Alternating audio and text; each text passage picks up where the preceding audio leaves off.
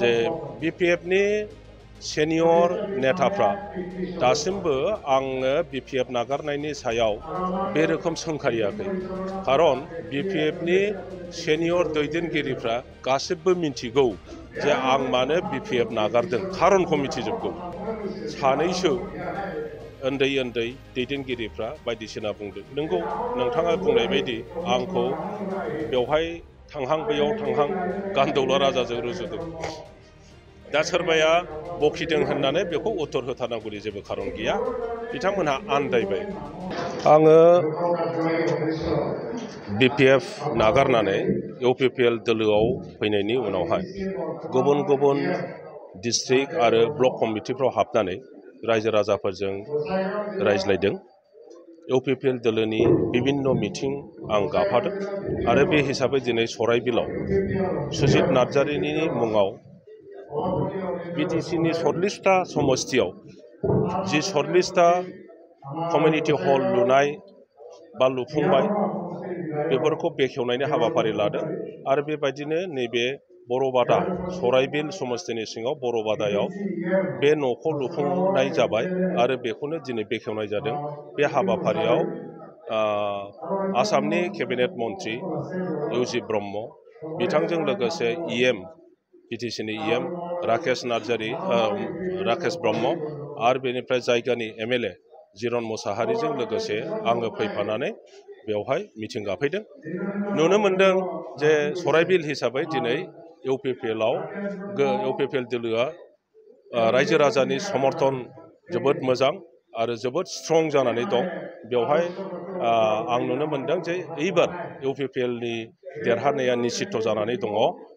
बयबो साहानिफ्राय खोलासिम बङालियानो जाथों, आदिबासियानो जाथों, बर', मुस्लिम जि जाथि गस्थिफोर दङ बयबो लोब लोब UPPL दोलोआव जगदान जादों आरो बेखौ नुनानै जोबोद मोजां मोनदों। नोंथाङा BPF दोलोनिफ्राय UPPL दोलोआव हाबनाय लोगो लोगो नोंथांखौ BPF दैदेनगिरिया बुंबाय माने बावथाहां होननानै बुंदों नामा? आं बे खोथाखौ बुंफेराखैमोन, आं उत्तर होआखैमोन, उत्तर होनोबो सानाखै, प्रयजनबो गैया।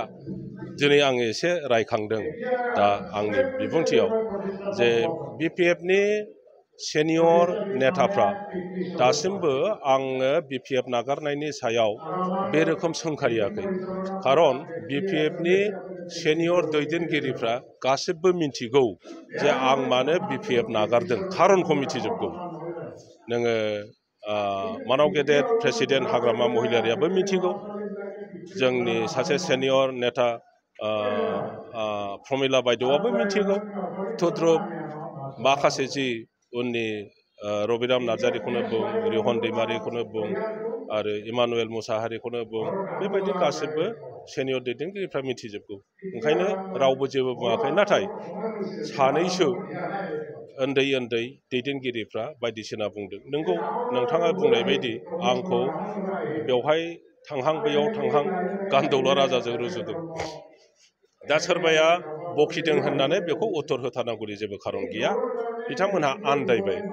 आङो जेरैबायदि BPF दोलोआव गसंथाबनानै दंमोन, गोबां खारनाव आङो नागारनानै UPPL दोलोआव हाबफैदों। मानोना दिनै BTC नि भबिष्यत निर्णय खालामनायनि दायित्वखौ BPF दोलोनो होजाला। BPF दोलोआव प्लेनिं मोनसे परिकल्पना लानानै खामानि मावनाय गैला। बिथांमोनहा बोरैहाय इलेक्सनाव देरहानानै आरोबाव BTC सालायनो हागोन बेनि थाखायल' सेस्था खालामबाय थादों। रायजो राजाफोरनो मोनसे जौगानायनि हाबाफारि लानानै जे परिकल्पना लानानै खामानि मावनांगौ, जायगायाव बिभिन्न जाथि गस्थि धर्मालम्बीफोरखौ राजनैतिक भाबै सामाजिक भाबै ज' खौसे खालामनांगौ, ओनसोलाव नांलायनाय गैया, बुलायनाय गैया, मोनसे सान्थि परिस्थिति सृष्टि खालामनांगौ, बेबायदि परिकल्पना BPF नाव गैया। गुबुन गुबुन जाथि गस्थिनि भाषा, संस्कृति, साहित्य उन्नयननि खोथा, बेनि थाखाय खामानि मावनांगौ बिथांमोनहा दिनै मोजां परिकल्पना लानानै मावनायखौ नुनो मोनाखै। बरन्स दिनै UPPL आ बेफोरखौ मावफुंनो थाखाय मोजां परिकल्पना स्ट्रेटेजि लानानै दिनै लासै लासै मावनायखौ नुनो मोनदों। बेखायनो मोनफ्रोमबो जाथि गस्थिनि दैदेनगिरि एबा रायजो राजाफ्रा इउपिपिएल दोलोनि प्रति नोजोरा साबसिन जादों आरो आकर्षण जादों। ओंखायनो दिनै इउपिपिएल दोलोआनो फैगौ इलेक्शनाव जेरैखि जाया देरहाखागोन आरो सरकारखौ इउपिपिएल दोलोआनो दागोन।